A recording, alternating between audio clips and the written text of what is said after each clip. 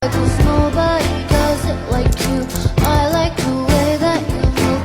That's why I never go through with leaving you. Everybody.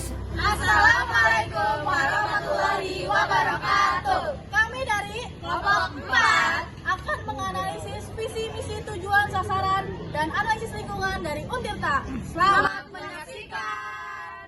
Untirta merupakan singkatan dari Universitas Sultan Ageng Tirtayasa, merupakan sebuah perguruan tinggi negeri yang berlokasi di Provinsi Banten.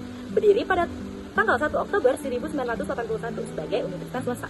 Pada tahun 2001, Untirta resmi menjadi perguruan tinggi negeri berdasarkan Keputusan Presiden Republik Indonesia Nomor 32 Tahun 2001.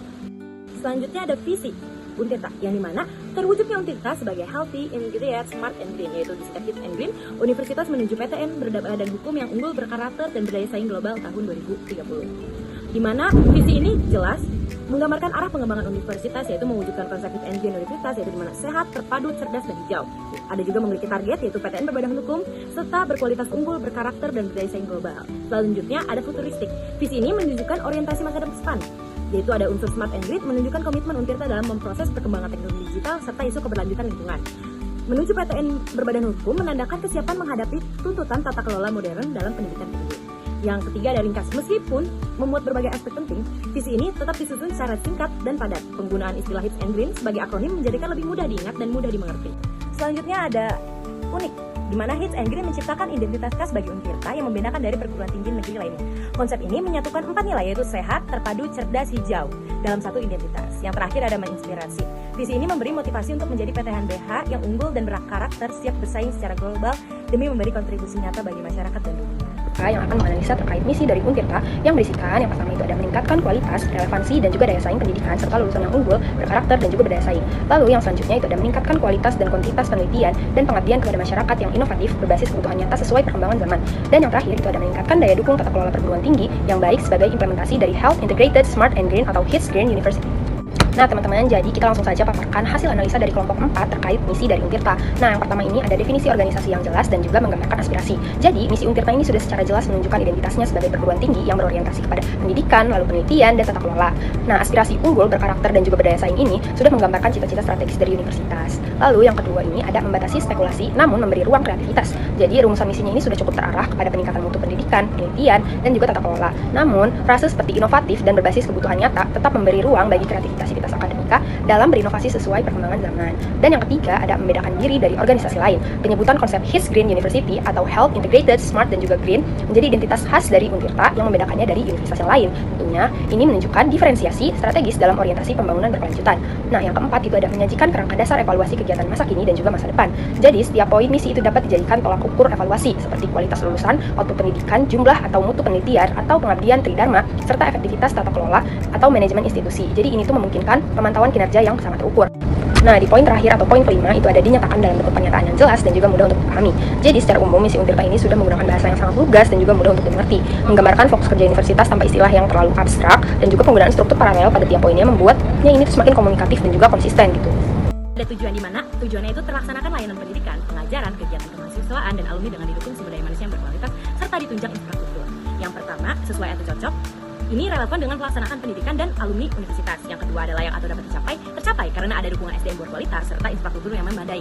Adanya yang fleksibel, yaitu menyesuaikan kebutuhan layanan pendidikan dan kegiatan kemahasiswaan. Yang keempat ada motivasi, yaitu mendorong adanya peningkatan mutu layanan pendidikan dan pengajaran. Yang kelima mudah dimengerti. Mudah dimengerti meskipun menggunakan kalimat yang agak panjang. Yang keenam ada terkait, setiap unsurnya saling mendukung seperti pendidikan, pengajaran, dan kegiatan mahasiswa. Yang ketujuh ada dapat diukur, masih belum jelas diperlukannya indikator kualitas layanan serta pemanfaatan infrastruktur. Kapan harus dilakukannya? Sudah ada di dalam Renstra ya, jadi udah ada target waktunya. Kedua itu terlaksanakannya kegiatan penelitian dan pengabdian kepada masyarakat yang berkualitas dan terpublikasi dengan reputasi nasional atau internasional, serta tercapainya hilerasi riset yang dapat dimanfaatkan para pemangku kepentingan. Yang pertama ada sesuai atau cocok, yaitu sesuai dengan kegiatan penelitian dan pengabdian masyarakat. Yang kedua layak atau dapat dicapai melalui peningkatan kualitas riset dan kerjasama publikasi nasional maupun internasional. Yang ketiga ada fleksibel, yaitu menyesuaikan reputasi nasional dan internasional. Yang keempat ada memotivasi, yaitu mendorong tercapainya hilerasi riset yang bermanfaat. Yang kelima mudah dimengerti, kurang mudah dimengerti karena memuat banyak unsur kalimat yang panjang. Yang keenam terkait dengan penelitian, publikasi, dan pemangku kepentingan. Yang ketujuh ada dapat diakur melalui hilerasi riset. Yang ke-8 kapan harus dicapai disebutkan dan ada target waktunya. Tujuan selanjutnya itu melaksanakannya peningkatan kerjasama dengan berbagai institusi nasional dan global di bidang iptek, humaniora, olahraga, dan seni. Yang pertama yaitu sesuai atau cocok, sesuai dengan peningkatan kerjasama. Yang kedua, layak atau dapat dicapai melalui kerjasama nasional maupun global. Yang ketiga, fleksibel, yaitu menyesuaikan bidang iptek, humaniora, olahraga, dan seni. Yang keempat, memotivasi, yaitu mendorong terwujudnya kerjasama yang lebih luas. Yang kelima, mudah dimengerti karena kalimatnya singkat dan jelas. Ini terkait dengan institusi nasional dan global. Dapat diukur, belum dapat diukur karena tidak ada indikator maupun target yang jelas. Kapan harus dicapai, disebutkan dan target waktunya ada dalam register. Tujuan selanjutnya, terlaksananya layanan prima dan meningkatnya kemandirian institusi sebagai lembaga bermutu dan berdaya saing di kawasan ASEAN dengan tata kelola yang baik dan didukung sarana dan prasarana yang terintegritas, smart and green. Yang pertama ada sesuai atau cocok, sesuai dengan peningkatan layanan prima dan kemandirian institusi. Yang kedua ada layak atau dapat dicapai dengan tata kelola yang baik dan dukungan sarana dan prasarana. Yang ketiga ada fleksibel, yaitu menyesuaikan perkembangan kawasan ASEAN. Yang keempat ada memotivasi, mendorong terwujudnya lembaga bermutu dan berdaya saing. Yang kelima, mudah dimengerti karena kalimatnya singkat dan jelas. Keenam, terkait dengan layanan, tata kelola, dan sarana prasarana. Yang tujuh, dapat diukur, belum dapat diukur karena tidak ada indikator maupun target yang jelas. Yang delapan, kapan harus dicapai, disebutkan atau juga masuk dengan target waktu yang ada di dasar.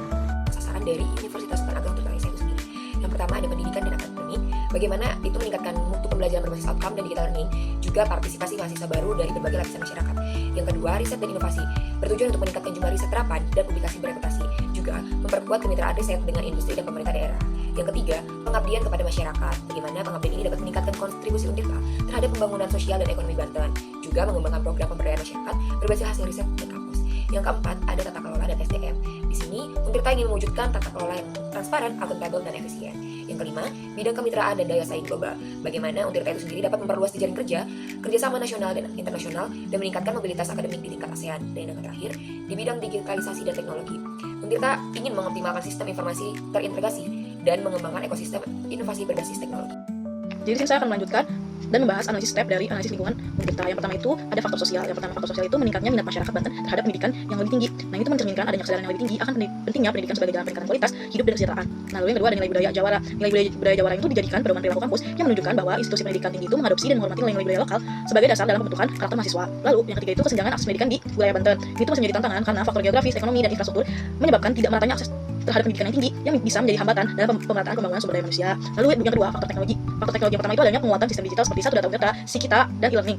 Ini tuh menunjukkan adanya transformasi digital yang sedang berlangsung. Ini tuh membantu efisiensi manajemen data, transparansi akademik, serta perluasan metode pembelajaran daring seperti online learning. Lalu yang kedua itu ada transformasi menuju smart and green university. Ini tuh merupakan arah strategis yang baik untuk menjadikan kampus itu menjadi lebih ramah lingkungan dan berbasis teknologi informasi, serta mendukung keberlanjutan dan efisiensi operasional yang ada. Lalu yang ketiga itu ada keterbatasan infrastruktur ICT dan keamanan data. Ini tuh masih menjadi hambatan yang utama dalam penerapan sistem digital secara maksimal karena permasalahan ini tuh masih meliputi koneksi internet yang belum rata, perangkat keras dan lunak yang masih terbatas, dan belum optimalnya perlindungan data yang ada. Lalu yang ketiga itu ada faktor ekonomi. Faktor ekonomi yang pertama itu sumber pendapatan utama itu berasal dari PNBP dan UKT mahasiswa. Ini tuh menunjukkan bahwa ketergantungan kampus itu pada kontribusi langsung dari mahasiswa sehingga kebijakan UKT itu masih sangat sensitif terhadap kondisi ekonomi masyarakat. Lalu yang kedua ada peluang kerjasama dengan industri dan CCR di Banten. Ini tuh membuka potensi dukungan data, fasilitas, serta link and match antara dunia pendidikan dan dunia industri. Dan dapat membantu keberlanjutan keuangan dan peningkatan kualitas pendidikan. Lalu yang ketiga itu ada tantangan ekonomi masyarakat. Itu masih berdampak langsung pada kemampuan mahasiswa yang membayar UKT karena itu mempengaruhi aksesibilitas dan keberlangsungan studi mahasiswa khususnya di kalangan ekonomi menengah ke bawah. Lalu yang ketiga ada faktor ekologi. Faktor ekologi yang pertama itu yang ada kampus Sindang Sari itu mengusung konsep Smart and Green University. Jadi di mana tuh kampus ini tuh berkomitmen untuk membangun lingkungan yang berkelanjutan dengan penggunaan teknologi yang ramah lingkungan dan efisiensi energi yang ada. Lalu yang kedua ada pengolahan limbah, energi, dan ruang terbuka hijau. Ini menjadi bagian dari agenda kampus dalam menjaga keseimbangan lingkungan serta menciptakan suasana belajar yang sehat dan nyaman. Lalu yang ketiga ada limbah industri itu dan banjir di sekitar Banten. Ini tuh masih menjadi tantangan eksternal karena itu harus diantisipasi karena dapat berdampak langsung pada kesehatan, keamanan, dan kenyamanan aktivitas akademik di kampus. Lalu yang terakhir itu ada faktor politik. Faktor politik itu ada yang pertama itu dukungan kebijakan MBKM Merdeka Belajar Kampus Merdeka dari Kemendikbudristek. Ini tuh memberi ruang inovasi bagi kampus dalam pengembangan kurikulum dan kegiatan mahasiswa termasuk program magang, riset, dan proyek independen lainnya. Lalu peran Pemprov Banten dalam pembangunan kampus sangat strategis karena ini tuh dari penyediaan lahan, infrastruktur, dan regulasi daerah itu yang mendukung pengembangan institusi pendidikan yang tinggi. Lalu ada yang terakhir itu ada regulasi akreditas dan transparansi BLU atau Badan Layanan Umum. Nah, ini tuh menjadi faktor penting untuk menjaga kredibilitas dan akuntabilitas kampus di mata publik dan pemerintah. Sekian dari saya, dilanjutkan ke yang ketiga. Analisis eksternal Untirta yang mana bertujuan untuk melihat faktor-faktor di lingkungan terdekat yang memengaruhi strategi dan kinerja universitas seperti mahasiswa, pesaing, mitra, masyarakat, dan teknologi. Jadi fokus analisis ini adalah faktor-faktor yang berinteraksi langsung dengan Untirta dalam menjalankan fungsi pendidikan, penelitian, dan pengabdian. Yang pertama ada mahasiswa atau disebut juga dengan customer. Dari sisi mahasiswa, Untirta memiliki potensi besar karena minat masyarakat terhadap perguruan tinggi negeri di Banten terus meningkat. Yang kedua ada pesaing atau kompetitor. Secara kompetitif, Untirta bersaing dengan perguruan tinggi negeri lain di Jabodetabek dan perguruan tinggi swasta besar di Banten. Meski demikian, kondisi ini juga membuka peluang untuk kolaborasi dalam penelitian dan publikasi bersama. Yang ketiga, mitra industri dan pemerintah. Seperti yang kita tahu, lingkungan Banten yang kaya dengan industri dan dukungan pemerintah daerah menjadi peluang strategis. Untirta bisa memperluas kerjasama riset, magang, hingga program CSR. Namun, kerjasama ini perlu juga dijaga agar tetap berkelanjutan dan tidak tergantung pada kebijakan politik jangka pendek. Dan yang keempat, stakeholders dan masyarakat. Jadi, stakeholders dan masyarakat ini menaruh kepercayaan besar kepada Untirta sebagai dapur pembangunan Banten. Ini merupakan salah satu peluang untuk memperkuat peran sosial di universitas, tapi sekaligus menjadi tantangan karena tuntutan terhadap transparansi dan akuntabilitas semakin tinggi. Dan yang kelima, teknologi dan inovasi. Kemajuan teknologi ini membuka ruang bagi Untirta untuk memperkuat sistem digital seperti e-learning dan manajemen informasi kampus.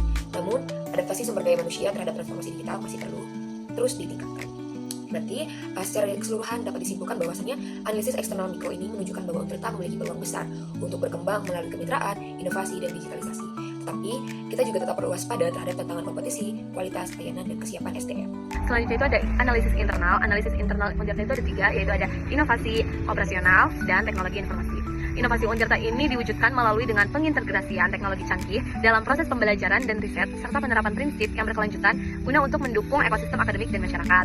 Selanjutnya itu ada operasional. Operasional Untirta ini mengelola fasilitas dan transportasi kampus secara terintegritas dan efisien. Sistem monitoring dan evaluasi tata kelola perguruan tinggi itu dijalankan secara berkelanjutan. Gunanya untuk apa? Guna untuk memastikan efektivitas pengelolaan sumber daya dan pelayanan ini tuh berjalan dengan sesuai dan berkualitas bagi seluruh civitas akademik. Selanjutnya itu ada teknologi informasi. Teknologi informasi Untirta ini mengimplementasikan digitalisasi layanan akademik dan administrasi dengan membangun infrastruktur teknologi yang kuat dan terkini. Teknologi ini juga mempermudah akses informasi, mempercepat pelayanan, serta mendukung pengambilan keputusan yang berbasis data demi meningkatkan kualitas pengelolaan kampus dan kepuasan bagi para pengguna layanan. Kita langsung saja nih masuk ke faktor internal di bagian strength atau kekuatannya. Kita dapat melihat di sini ada konsep Smart and Green University di kampus Sari yang mendapatkan bobot paling tinggi sebesar 0,20 karena menjadi ciri khas dan juga arah pembangunan utama dari Untirta dengan rating sebesar 4 sebab konsep ini sudah berjalan dan memberikan dampak positif bagi citra kampus. Nah, hasil kali antara si bobot tadi dengan rating itu akan menghasilkan skor tertimbang sebesar 0,8 yang menunjukkan bahwa faktor ini adalah kekuatan yang paling dominan. Lalu yang kedua itu ada dukungan sistem digitalisasi kampus seperti Sikita, Satu Data, dan juga e-Journal. Diberikan bobot sebesar 0,15 dengan alasan sistem digital ini itu penting untuk pelayanan dan efisiensi administrasi, tetapi belum menjadi kekuatan utamanya. Dan dengan diberikan rating sebesar 3 karena sudah berjalan namun belum sepenuhnya optimal, maka skor tertimbangnya adalah 0,45, hasil dari 0,15 dikali 3. Dan yang ketiga itu ada peningkatan dosen berkualifikasi S3 dan SDM unggul. Ini juga berbobot sebesar 0,15 dengan faktor ini penting karena berhubungan langsung dengan kualitas pendidikan dan juga penelitian. Ratingnya sebesar 3 karena meski jumlah dosen S3 meningkat, masih belum merata di setiap program studinya dengan skor tertimbang sebesar 0,45. Lalu kita analisis lagi nih lebih mendalam. Dari 3 kekuatan ini, total skor kekuatan itu akan menjadi 1,7 yang menunjukkan bahwa Untirta itu sudah memiliki fondasi internal yang sangat kuat, baik dari sisi konsepnya, sistem digital, dan juga SDM-nya. Nah, kita langsung masuk aja ke bagian weakness atau kelemahannya. Yang pertama itu ada ketergantungan pada dana UKT mahasiswa yang diberikan bobot sebesar 0,20 karena ini tuh sangat mempengaruhi keuangan kampus dengan rating sebesar 2 sebab Untirta masih banyak bergantung kepada UKP tanpa banyak sumber pendanaan lainnya. Maka skor tertimbangnya adalah 0,4 hasil dari 0,2 dikali 2. Lalu yang kedua ada keterbatasan fasilitas atau ICT dan laboratorium diberi bobot sebesar 0,15 karena fasilitas berpengaruh langsung terhadap kegiatan belajar dan juga riset. Ratingnya sebesar 2 karena masih banyak fasilitas yang kurang memadai dengan skor tertimbang sebesar 0,3. Dan yang terakhir itu ada rasio mahasiswa terhadap dosen masih tinggi dengan bobot sebesar 0,15 dan ini tuh penting karena rasio dosen dan mahasiswa itu mempengaruhi kualitas pembelajaran gitu teman-teman. Jadi ratingnya sebesar 2 sebab jumlah dosen masih belum cukup sebanding dengan jumlah mahasiswanya dengan skor tertimbang sebesar 0,3. Nah, jika dijumlahkan ini, total kelemahan mencapai 1,0 yang menunjukkan kelemahan utama kampus ada pada pendanaan dan juga fasilitasnya. Ketika subtotal kekuatan 1,7 dan kelemahan 1,0 dijumlahkan, maka hasilnya akan menjadi 2,7. Yang artinya Untirta ini memiliki kekuatan yang lebih besar daripada kelemahannya. Dan juga kondisi internal kampus sudah baik, namun masih perlu diperbaikan dalam hal pendanaan, fasilitas, dan juga jumlah dosennya. Akan masuk ke dalam analisis EVAS dari Untirta atau faktor eksternalnya. Yang pertama itu ada opportunity atau peluang. Nah, dapat dilihat di sini itu faktor pertamanya ada potensi kerja sama riset dan magang dengan industri besar di Banten dengan bobot sebesar 0,20 karena ini peluang besar untuk membuka pendanaan, magang, dan juga riset bersama industri dengan rating sebesar 4 sebab peluangnya sangat nyata. Skor tertimbangnya adalah 0,8 yang menjadikannya peluang terbesar. Lalu faktor kedua itu ada program MBKM dan dana hibah nasional yang memiliki bobot sebesar 0,15 karena dapat membantu peningkatan kualitas kampus dengan rating sebesar 3 sebab peluangnya besar tetapi membutuhkan kesiapan dan juga kemampuan administrasi. Lalu skor tertimbangnya itu sebesar 0,45. Lalu di faktor ketiga itu ada tuntutan masyarakat terhadap SDM unggul di daerah memiliki bobot sebesar 0,15 dengan rating 3. Ini berarti kebutuhan masyarakat terhadap lulusan berkualitas menjadi peluang bagi Untirta untuk memperkuat peran regionalnya dengan skor tertimbang sebesar 0,45. Nah, dari total skor peluang adalah 1,7, yang berarti Untirta itu memiliki banyak kesempatan untuk berkembang melalui kerjasama, program nasional, dan juga kebutuhan masyarakat. Nah, kita langsung saja masuk ke ancaman atau threat. Nah, faktor pertama ini dapat dilihat ada persaingan antar PTN dan juga PTS yang meningkat, memiliki bobot sebesar 0,20 karena berdampak langsung pada jumlah mahasiswa baru, dan juga reputasi kampusnya dengan rating sebesar 3 karena persaingan itu sudah tinggi, tetapi masih bisa dihadapi dengan keunggulan kampus sendiri. Dan skor pertimbangan itu sebesar 0,6. Lalu faktor kedua itu ada perubahan regulasi akreditasi dan ban PP yang diberi bobot sebesar 0,15 dan juga rating sebesar 3, sebab perubahan aturan sering terjadi dan juga menuntut kesiapan kampus untuk menyesuaikan diri dengan skor pertimbangan 0,45. Lalu di faktor ketiga ada ketidakstabilan ekonomi nasional yang berpengaruh terhadap UKT dengan bobot sebesar 0,15 dan juga rating sebesar 2 karena kondisi ekonomi itu bisa mempengaruhi kemampuan bayar mahasiswanya dengan skor pertimbangannya sebesar 0,3. Jadi, total ancaman adalah 1,35, artinya tantangan itu masih tetap ada, tetapi masih bisa untuk dikendalikan. Jika peluangnya itu 1,7 dan juga ancamannya sebesar 1,35, maka jika dijumlahkan itu hasilnya akan menjadi 3,05, yang artinya Untirta itu memiliki peluang eksternal yang sangat baik, terutama dari kerjasama industrinya, program hibah, dan juga dukungan masyarakat. Ancaman seperti persaingan dan juga perubahan aturan masih bisa untuk diatasi. Lalu kesimpulan akhirnya ini, secara keseluruhan, IFAS yang tadi 2,7 dan juga EFAS 3,05, hasil ini itu menunjukkan bahwa Untirta itu sudah memiliki kekuatan internal yang cukup baik, dengan konsep smart and grid, lalu digitalisasi dan juga SDM-nya yang unggul, lalu memiliki peluang eksternal yang besar, seperti kerjasama industrinya, program MBKM-nya, dan juga hibah nasional. Namun, masih harus memperbaiki kelemahan internalnya seperti sumber pendanaannya, fasilitas kampus, dan juga jumlah dosennya. Dengan posisi ini, Untirta itu berada dalam kondisi yang stabil dan juga potensial untuk tumbuh lebih maju, asalkan dapat memanfaatkan peluang eksternal sambil memperkuat kelemahan internalnya. Bisa dilihat oleh kita, posisi Universitas Sultan Ageng Tirtayasa dalam matrik IFAS dan EFAS itu menunjukkan bahwa Untirta berada pada kuadran 1 yang disebut strategi agresif dengan skor IFAS sebesar 2,70 yang menunjukkan bahwa kekuatan internal Untirta itu lebih dominan dibanding kelemahannya, menandakan kapasitas internal kampus itu sudah matang dan siap berkembang. Sedangkan pada sisi eksternal atau EFAS dengan skor 3,05 yang menandakan bahwa peluang jauh lebih besar dibanding ancaman yang dihadapi, serta menunjukkan lingkungan eksternal itu sangat mendukung dan strategis bagi pengembangan Untirta.